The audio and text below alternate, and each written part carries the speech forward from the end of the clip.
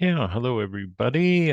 Thank you very much for joining me for our final Q&A Zoom meeting today, where we're going to look at lesson 10, um, the final design project that everybody's been building up to. And then we can take a look at any other aspects you want. We'll kind of leave part of the agenda for today's meeting open to address any questions anybody might have. I've got a couple of examples I've pulled up of some of the deliverables that we provide our clients, but yeah, we'll we'll do everything we can to share as much info as possible with everybody today. So let's just take a quick look at lesson number 10 here. And not going to really chat much about the local network survey. I think that's pretty self-explanatory. We're just looking at people in your area. Yeah, I don't think there's a whole lot to be concerned about that. What I do want to look at is the conceptual plan that everybody is working on or has been working on, and some of the things that we want to have included with that. And you'll probably notice that in the last few lessons, we started with plant system design, and then we've gone to zone 1, and now we're into that final concept. So we're sort of been building up to the larger design for everybody, and rather than just going flat out. So hopefully that's been helpful for everybody. Let's see here. Well, we can just go through a little bit about what's being asked for. And of course, the concept plan and very much like some of the examples that I'll show later, this is all being built from, if we go back to our site analysis and our base plan and getting a really good feel for your project sites, and then starting to add design layers to it. The concept plan is, of course, the culmination of all those different layers, where we're looking at water and movement through the site, and then plants themselves. So it's quite a process that we've gone through, and hopefully it's there's a lot of good takeaways for everybody here with future design work that you will be engaged in. It's certainly a huge advantage to having a protocol like this, I believe. When I started designing many, many years ago, when I was really in the traditional landscape industry, I had no design protocols to follow other than, you put together a base plan and then come up with some good ideas.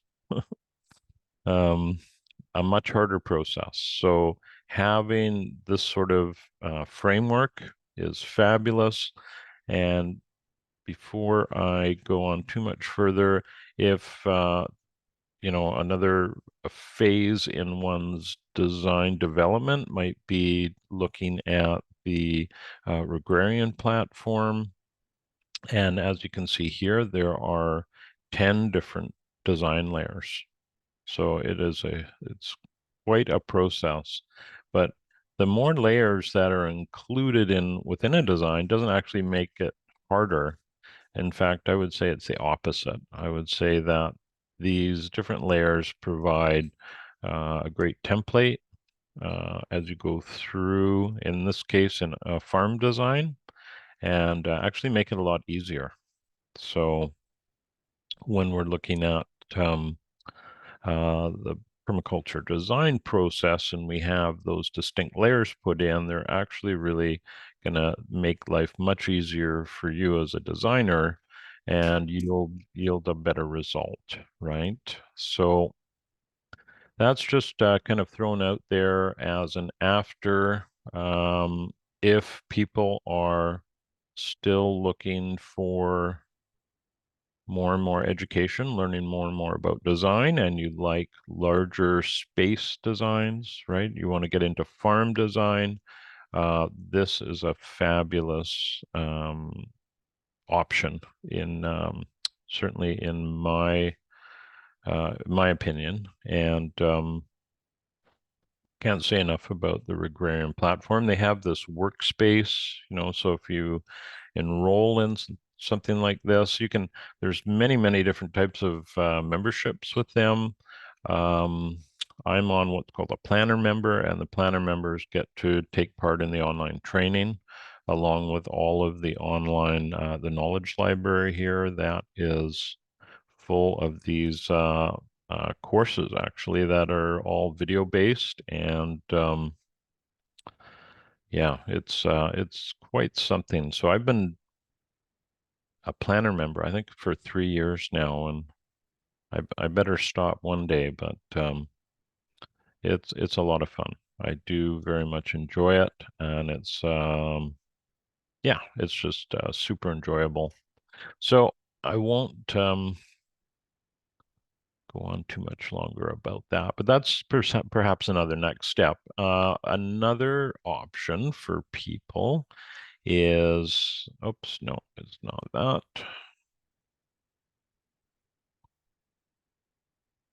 There we go. Another option is one of our instructors here, John Bernakovich, has this incredible educational hub that he's been building over the last few years.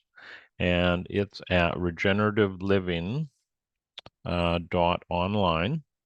And if you go there, you can take a look at some of the courses he's offered. I've these run live, right? They're live programs, and then once they're completed, they record the whole course, and then once they're completed, they often Javin often replays it um, for a significant savings, and it's more of a self-paced thing. So the live courses are great.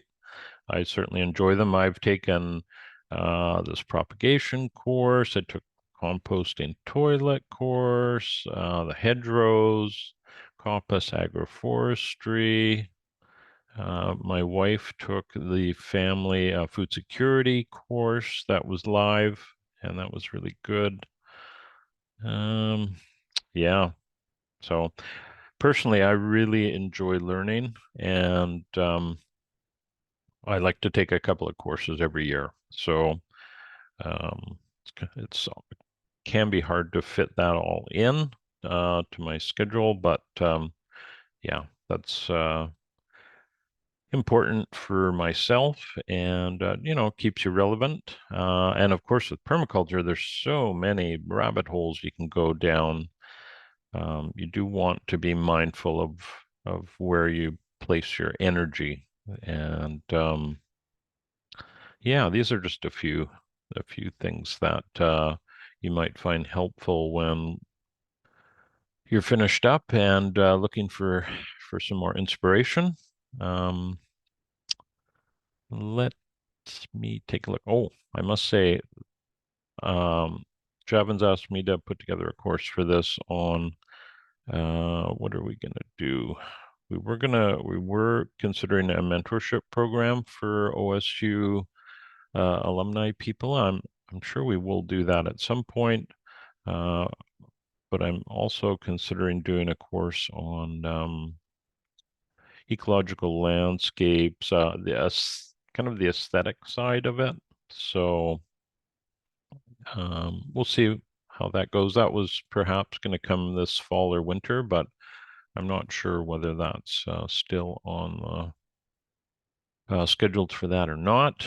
Anyhow, a great little educational hub that you could check into. And let me see, because I think that's a really important piece with this course. We're all here together for 20 weeks and then boom, it's over. And for those who really want to continue on designing, that could be tricky just to get started or to get um, to continue on with your education as well. So lots of things to consider. Um, let us take a look at lesson 10 here. So the concept plan, some of the things that are being asked for, and one being your base plan or your existing plan.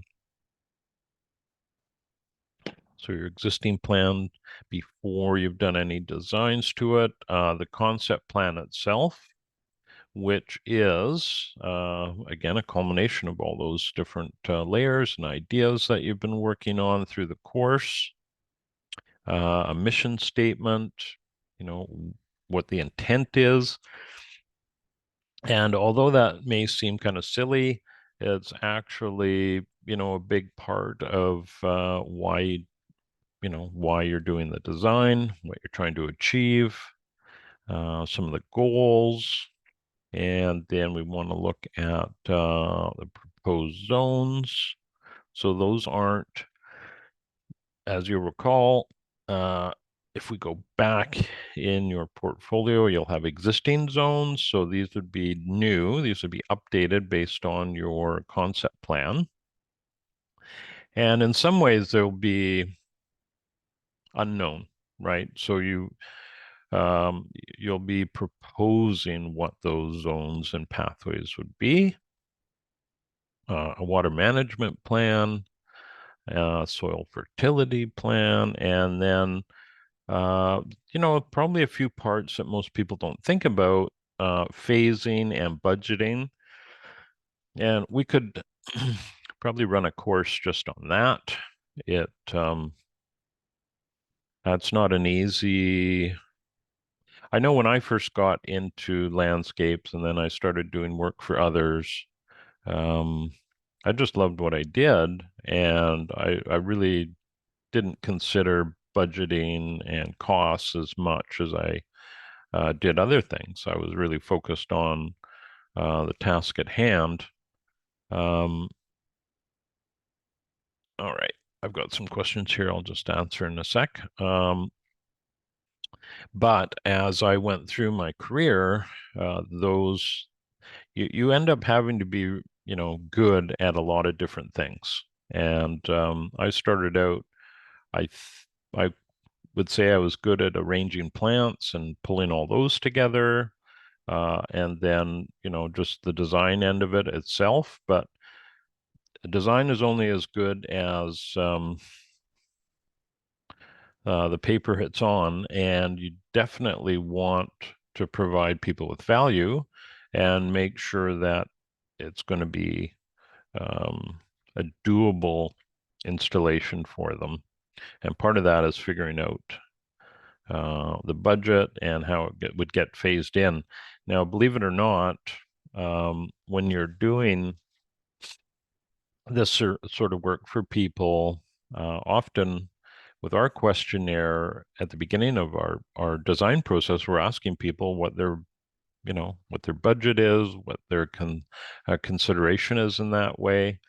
And it's very, very hard for people to answer that for a number of reasons.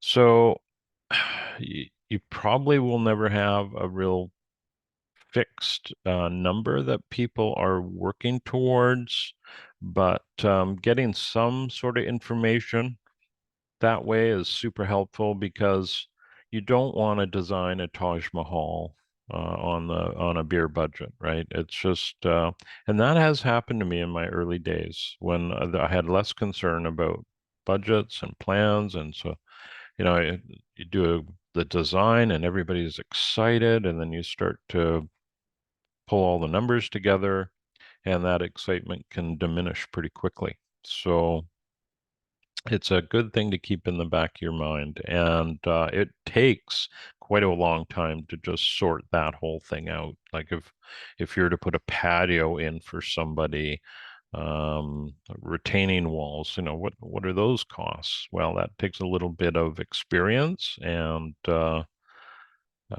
You may not be the one putting the patio or the wall in, but somebody else might be, and you might be coordinating it, and just getting a handle on what that entails.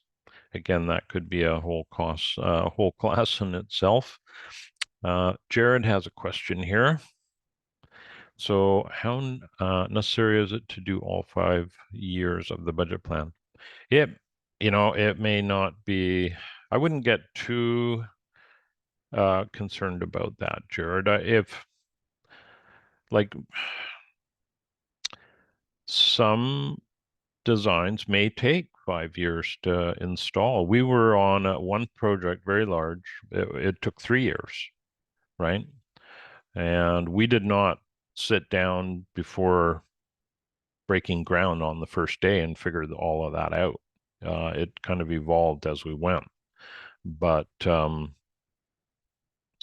you may want to just project out 2 or 3 years, right? So don't worry too much if you're not. You certainly wouldn't be penalized with your work if you did less than 5. That's no big deal. Yeah, I'd say 2 or 3 is kind of a normal stretch. And then it's just, on a larger job, there's ongoing maintenance costs involved, no matter how you spin that, even if the person is doing all their own maintenance or still compost. um, there's all sorts of little things to consider. And Jared has another question here. Any particular reason that there is no sector analysis in the final concept plan? Well, that's a good question. And so hopefully, maybe this will answer your question here. I'm just going to shoot to another screen.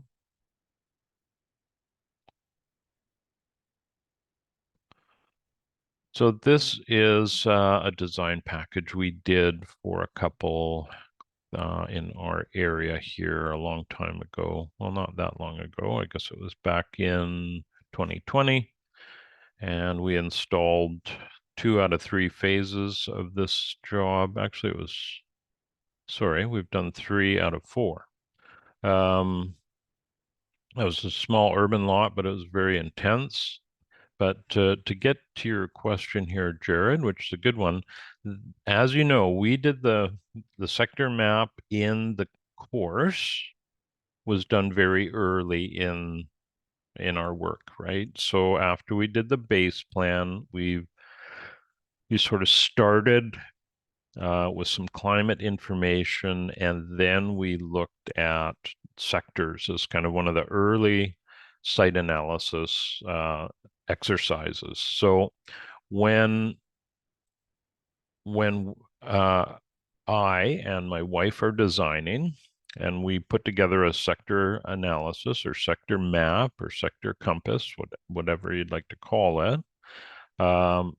This is something that we're referencing as we go through the design phase, as we go through the design process, just to make sure that we are indeed covering as best we can some of the sectors that were identified.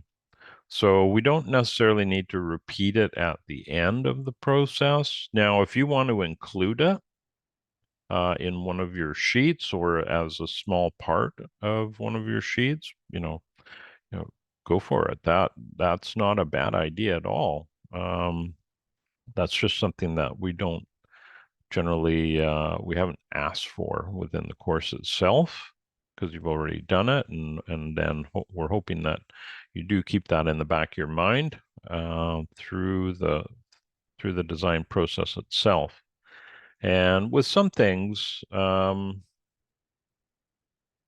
guess we could go through here and you could actually even rate some of these sectors, what's vital and what isn't, because sometimes uh, you can't fix all of the issues. For instance, in this particular project, there's this noise and pollution sector. And what you don't see here is about 50 feet away is Island Highway, the major route for people traveling up and down Vancouver Island. And, Nanaimo, where this project was, there's 100,000 people, and there's a lot of people moving through Nanaimo, and they drive on the road that's right outside of our client's residence. Now, there's a berm there to try and help, but um, there's not much that we can do to reduce that, right? So even though we identify it, our hands are a little bit tied, especially because it's a view corridor as well. So those two have gone together, and that makes it really tricky to. And we have a somewhat similar situation where we live. We're about a kilometer off of the highway, and we get highway noise and pollution, undoubtedly. But we have a view corridor. So we have a view of the mountains and the water. And we've been here 27 years.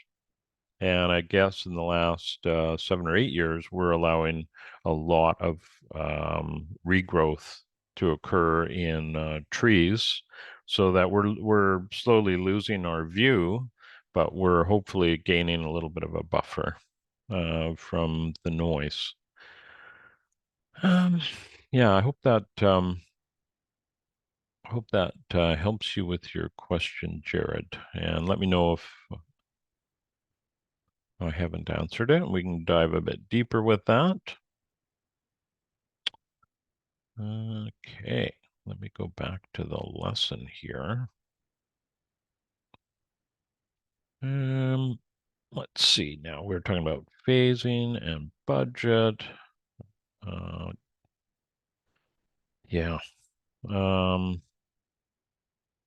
One thing I would recommend for everybody here that wants to design and install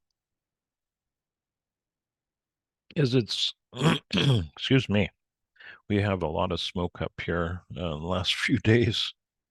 Thankfully, it's cleared a little bit, but definitely feeling it. Um, yeah, what I would recommend to get better at this, and this is a key part of business, of course, is to track what you do. So when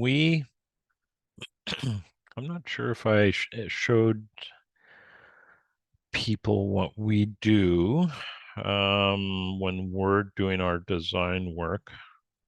Not sure I went through that process. But basically, we look at each layer that we're going to produce, and we assign some time to it based on our history and our experience, so that we will give people a fixed price to provide them with a design and all the deliverables that we have agreed to.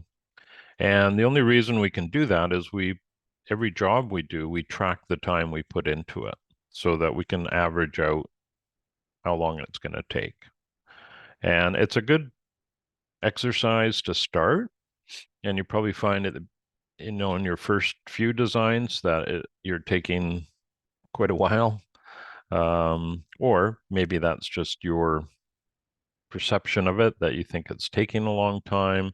And then as you go through and do a few more, that there are some efficiencies that'll get built into that, and you may find that that speeds up a little bit, but you'll have an idea, say, on an average urban project. So those are easier to estimate because they're a smaller space. You'll get an idea of how long that'll take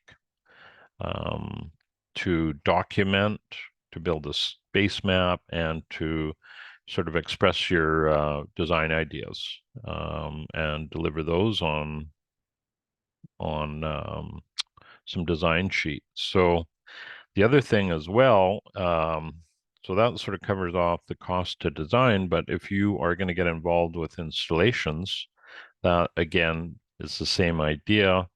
Let Gosh, I should just grab something here. If you don't mind, I'm going to just run away here 2 seconds and grab a book.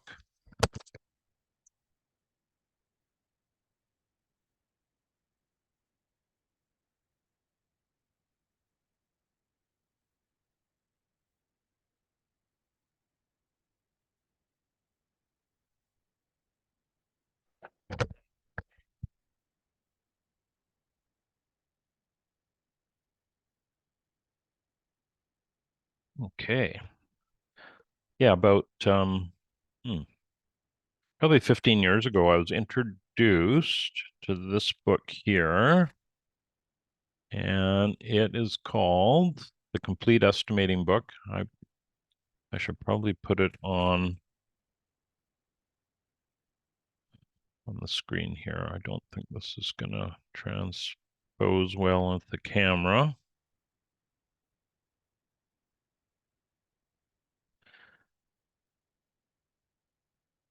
Uh, see if we can spot it. There we are.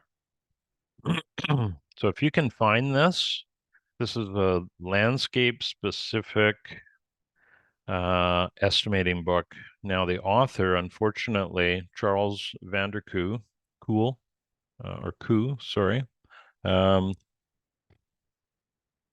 he's no longer with us. He died, and that has made it harder to get the book. You may have to find it as a used book. Um, but it's amazing, and it really does help steer you in the right direction for doing fixed price installations. And it kind of goes step by step how to look at what you're doing. And the big part of it is right here, overhead recovery. That's a biggie. So that's actually what this is all about is bidding a project where you recover your overhead and then you are making uh, a well, you have a goal as to make a certain percentage of profit. So he lays out in this book how you would go about that. And because of that, I've generated a spreadsheet that I use for all our work for not only design estimates, but also for installations. And it's quite a process. I used to bid and manage commercial landscape projects. And let's see, I guess I bid up to projects that are up to about 500,000 using the system, and it worked really well. I ended up, oh gosh, like I did that job for 2.5 years, and we won on every project except one. And it had nothing to do with the actual estimation or quote. It was an irrigation leak that we had to discover in a large sports field complex. And that took about 2 weeks to finally discover. So unfortunately, um, you only have to drop the ball once and the whole game changes. So but that was good. I had to move on. And got another question here. So the name of the book, yes, its actual name of the book is The Complete Estimating Book with Labor and Equipment Production Times. The one I have is the third edition. Looks like the same as the image here. Yeah, that's the one right there. And it's by Charles Vanderkooy. So can't recommend this one enough. I have used, I've used it over 20 years now. And one thing I really like about it is when you get into installations, it has these See if the camera picks it up. Probably not. No, but it has production rates. So if you wanted to know, gosh, I got 10 yards of soil I have to move by a wheelbarrow from one part of the property to another, how long is that going to take me? Well, there's average production rates in here, and they give you low, medium, and high quality times, and yeah, and even how long to plant. So that's another biggie. So yeah, I can't say enough about that book if you're intending on doing any installation work. And even if you were uh, to do your, like when we started doing installations, we did it on an hourly basis, right? So we had no idea. There's no way I could estimate the time and the materials. I didn't have those tools. Um, so we started that way, and that works okay for smaller projects, but we got onto some larger ones, and the challenge there is that um, people like to know what they're going to spend, and if you're not giving them a firm number, then as that changes, as the project goes along, that can get quite uncomfortable. And you're the bearer of bad news if your project costs continue to go up. Um, eh, so yeah, we had to go through a bit of pain on a couple jobs, um, which prompted us to dive into fixed pricing. Actually, what prompted us was I ended up taking on a job with this firm locally in town here that did commercial estimating, so I was forced into it. I had never done it before, and had to run a crew, and it worked out really well. But oh boy, was it ever stressful at the beginning. Well, actually, the whole way through, because in the commercial world, your bid, if you're 1 cent higher than somebody else, you know, you lose, right? It's all about the money. Whereas the residential world is a little more forgiving, and people that employed us for a residential world or work, we give them fixed price, but they're not going out and pricing it and trying to lowball us. So with other firms. So it's a much nicer world. I wouldn't go into that commercial landscape world at all if you can avoid it. The only thing we have done after that part is we have certainly done commercial designs, right? So you work with a team of engineers or architects, and your little piece is vital, but you have to share files and etc. So that was okay. Um, but I definitely would suggest that the residential market is a lot better, way better relationship with the client, and just more meaningful. So that's my opinion on that.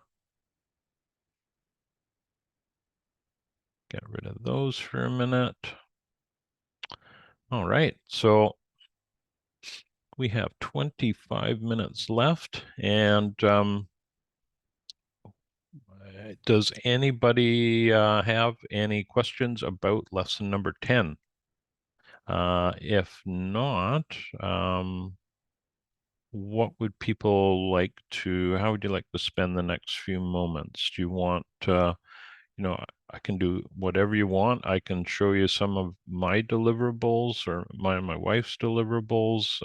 We can look at different aspects of projects. Um, it's really up to all of you how you'd like to proceed that way. I think in some ways it's valuable to see what our deliverables are, because if you're going to continue designing after the course and you've got this beautiful template file, I'm sure that for some of you, you want to know how you can maybe modify that or tweak it um, in order to create a cost-effective design for somebody. I don't think it would be very difficult for us to fill up a template file for a client. It would just take way too long. So I think in some ways you'll want to cherry pick some of the pieces of that and to carry forward with. But let us take a look at, there's a couple deliverables I can show you here. One that I don't think anybody has seen yet.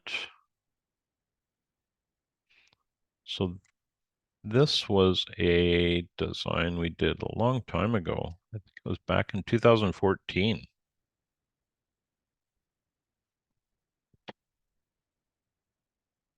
Okay.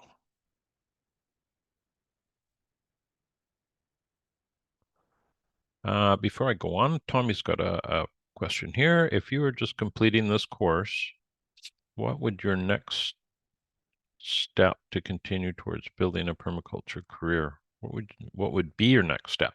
Well, that's a good question, Tommy.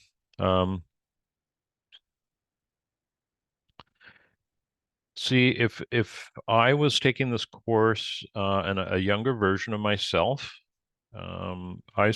I started in this industry as an apprentice back when I was, I think, about 21 or 22 years of age, and that to me, that is how I learn, is working with others and seeing how they do it. If I wanted to become a designer and installer, and I was in my younger years right now, I would find a company locally that is doing what I'm hoping to do. And I would try and get a job with them for a year or a season just to see how they um, how they do their job as much as possible. You probably wouldn't learn how they do their design work so much, but you could see what they do on the ground executing. And that would really help in terms of knowing what to do and what not to do. They may be doing some things that you're like, wow, that's, maybe not the best idea. That would be one route forward is working with somebody for a year. Um, and of course, that only works if like way back when I was in that age range, I really wasn't that concerned about the amount of money I was earning. So I went and worked at Windsor Great Park in England for a couple of years, and I was making like $4 an hour, and it was hideous, right? But I was there to learn about how they build their gardens, how they maintain them, and the plant, all the plants that they had there. So it was, I was okay with that. I wouldn't be okay with that today. That would not be something I would be able to work too easily with. If some of those examples don't work, Tommy, another thing you could consider doing is trying to um, the next step in your journey may be to design an urban space for somebody, and to get clients is hard when you don't have, say, a lot of history, right? So, or a lot of content. And what I would suggest is you start, well, create a company name, and just start a social media, uh, get some social media exposure, right? Um, and even approach some people and offer your service at a discount just to get um, some of that experience, but also just to get some content to show others, right? So that's the biggie. When we moved over here 27 years ago, I had some content, but it was way before the world of the internet had just really started. I had some pictures of work I had done, but it was hard. And but you get opportunities. Um, and then maybe you never know, you may be able to even team up with another designer and learn from them, right? So maybe there's somebody doing ecological designs in your area, and you're like, hey, I want to I want to learn, and I can provide some services for you, obviously for payment. Maybe you may even be able to produce base maps for somebody initially, right? Just to get your foot in the door, and then learn a little bit about their process and what they do. Those are a couple of ideas to get going. It's not particularly starting is really exciting. I find a new business is really exciting. Um, Takes a lot of energy, but it's not easy, right? So, and I know in some ways, the use of like Instagram and Facebook can make things a little bit easier. You can get your message out there without having to pay for advertising, so to speak. So that's one really positive thing about this day and age. Um, let's see, other ways. One thing that we did when we arrived here was I started offering to put on PowerPoint or slideshows to various gardening groups that were in the area, right? People there, they had nothing. I mean, I didn't know anything about permaculture 27 years ago. I hadn't heard about it, but we were doing a lot of things that were in alignment with that. But I did have a lot of slides and pictures of my work. So we started offering that to local garden clubs. So that was really helpful. Get the word out, even just having your name out there. Um, and then we ended up doing some workshops. So with the city of Nanaimo, I ended up kind of doing a few continuing education courses with them. So it's kind of this, you know, wide, um, sorry, I've just lost my brain for a moment. It's really applying a lot of energy in different directions, right? So trying to get your name out there that way. Um, I know we regularly write blogs on our website, or at least we do occasionally. That's another good thing to do is just write about certain topics. Like, for instance, where I live, we're in a level 5 drought this year, extreme drought. It doesn't go beyond 5. So writing about that is really helpful. I just got a call the other day from a counselor in the town I live, and they want me to do a rainwater harvesting workshop for in October. But I'm going to spin a lot of other things into that because where I live, people think, oh, if I collect rainwater in a cistern, it's, this silver bullet, and that is all I need to do. But it's an important tool, but there's a lot of other things one can do to save water, and saving it And storing water in your soil is probably the cheapest, easiest, right? Through rain gardens or swales or however you want to put it there. Um, so those are a couple ideas, Tommy. I would, you know, given my experience, I would just be really careful and keep your overhead as low as you can. So if you want to get into CAD, use with CAD, computer aided design, the different softwares that are out there, you certainly can. I would just start with something that's very low cost. Something like Morpheo Trace is a good entry level.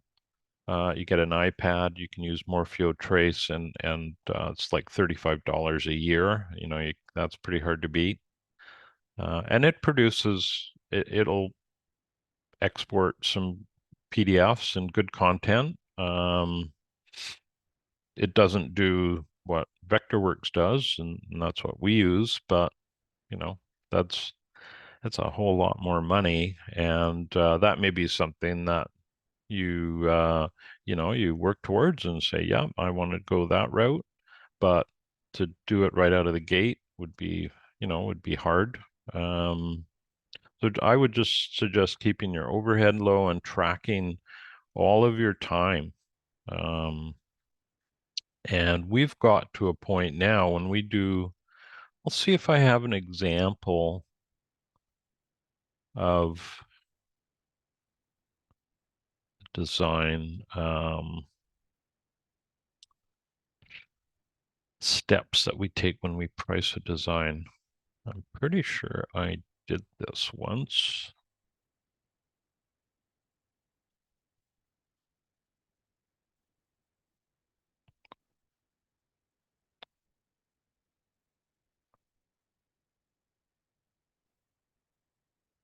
Just seeing if I can find it. I stick it all on Google Drive here, so it's here somewhere.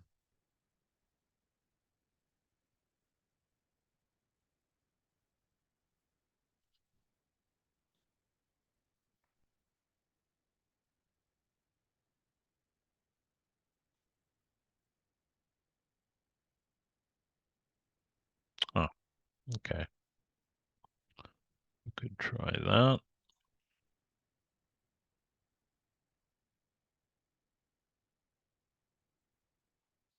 Oh, we've got a few minutes left here. I can just show you what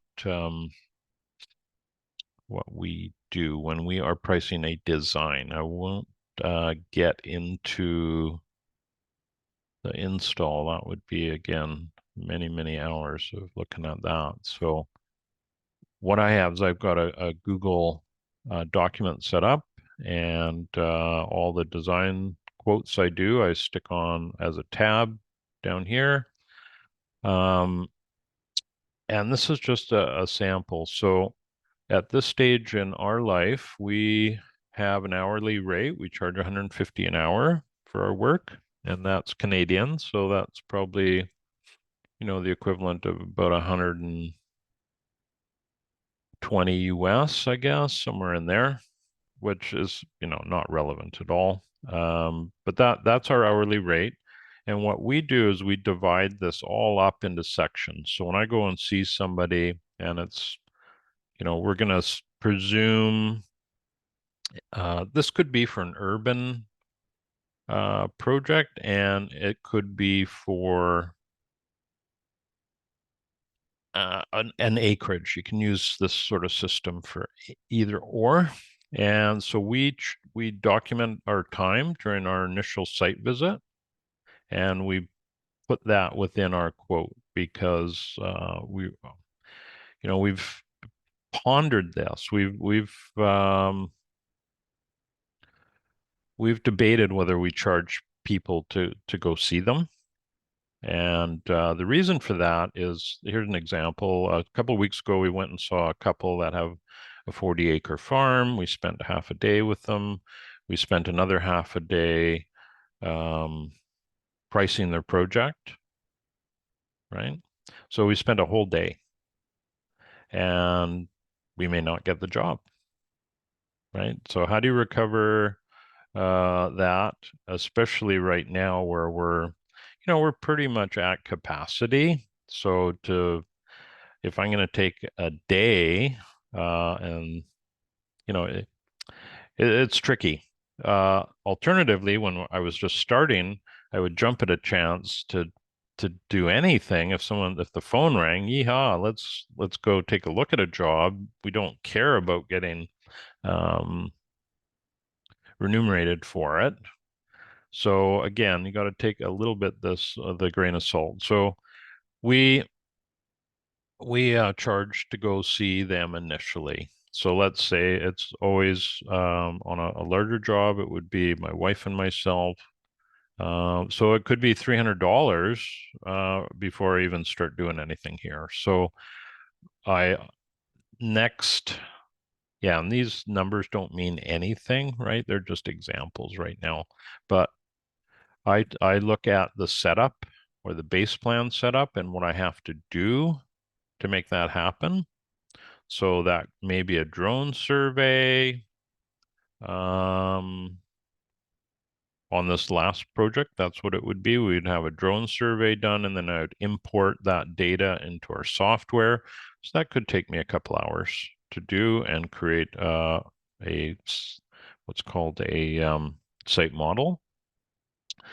Then we'd have to visit, and I have a different rate for when I'm just visiting and documenting and mileage to get there and come home. And then the base map itself, how long is it going to take me or Angela to go through using these high resolution images that the drone surveyor provides to map out a base plan. So we can do, probably 90% of a base plan using these really high quality images. And then you have to get on site and measure some of the items that aren't clearly labeled or clearly indicated on the images. So that's the base plan. And so in this case, this might be the cost just to get to a base plan, right? And then we look at a sector, doing a sector map. I don't typically do zone maps. Um, Maybe I can see the use to do them, but this would often be a zero, right? And then I go right, once we have all of this site analysis put together, then we go into that water layer. And then I look at what is going on within that layer. So if it was an urban site, I would be looking at, probably a rain garden, maybe some collection and cisterns, right? That'd probably be it. On a larger site, we're looking at these watersheds, water flows, any ponds, well location. We've had that. Where do I put a well? You want me to tell you that? Okay. And then even keyline patterns. So that's something that, again, if you were to look at the agrarian platform and in the geography layer, um, you can see there's a lot within geography, and we integrate that into our work. Is these keyline layouts, access, the access layer. So that's our label on it, right? So that's footpaths and building locations and perhaps a road, patios, retaining structures, anything like that. And then we go to soil. So these are, again, just examples that could happen on a larger site. So maybe there's some agroforestry, some soil improvement, enhancing the riparian area. Maybe they want a vegetable garden or a food forest. So we're just, projecting what people might want based on their questionnaire and our discussion. So we're trying to crystal ball what work we're doing. And then there's going to be edits. So we allow for 2 edits in a drawing during the design process. So we have to build that in. So we figure 2 hours each time. And then we have in-person meetings, we have video meetings, we have printing, and you'll see here there could be a fudge factor, right? So on this particular job, you can see it was a pretty expensive design. Well, that's all relative. It was a large design, and this fudge factor in here is such that there's some things we just don't know about this site or the clients, and we wanted to build some buffer in to allow for that. So that is, you know, just a quick snapshot of when we get a call, and actually we have people fill in a questionnaire, and then we generally have either a Zoom or a phone meeting with them, and if everything's looking like it's a good fit, like these would be we can provide these clients what we we can deliver what they want, then we'll do a site visit and go to this next step here. So we're kind of qualifying people as we go along, even though they're doing the same thing in reverse, right? They're trying to figure out whether we're going to provide them value, but we want to make sure we're a good fit. And if we're not, then I'll recommend they go somewhere else. I have a few people I can refer people to. Um, and then, we go through this process. And then, believe it or not, if you are pricing your product correctly, so let's say you're kind of well versed with designs now, and you're got a good little business going. If you're doing your pricing correctly, you'll only get 1 out of 3 projects. And I know that sounds funny. If you start getting everything you quote, then you're probably pricing yourself a little low. And I don't say that in with the intention that you should be, um, trying to hit some maximum ceiling, but I will say that with inflation the way it is, we certainly want to be able to keep um, you have to meet your minimum business cost needs plus provide for yourself, right? So it's tricky. And, for instance, we both Angela and myself had to buy computers. Last year we had, unfortunately, it was timed as such. I had a computer break down on me and it was not repairable, which was weird. But that alone, gosh, that was probably, 14 to $15,000, right? So that's a huge hit. And that's all part of our hourly is building, we're putting away for our next computer in 5 years, right?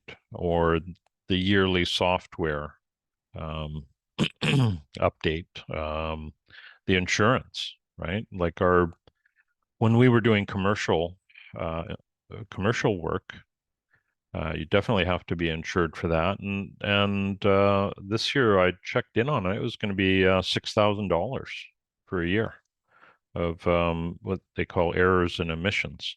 So if I left something out of a drawing, if I made a mistake, there would be some safety net, supposed, maybe. So uh, we don't go down that road anymore, but we used to. And even liability insurance for installations, you got to factor that in. There's a lot of pieces, outside of what you've learned in this class, but it takes a little while to learn. And that's part of the reason that Javin and myself were thinking of doing a bit of a mentorship program for a group of people is to give people, some solid tools to go forward with and to keep their, you're getting to the end of the course. You're going to probably be quite excited when it's all done and pleased with your work and want to go out there and continue. And you might find, oh, where do I go now? And so yeah, that was the whole idea, was to try and pull that together. So I'm not sure where that is.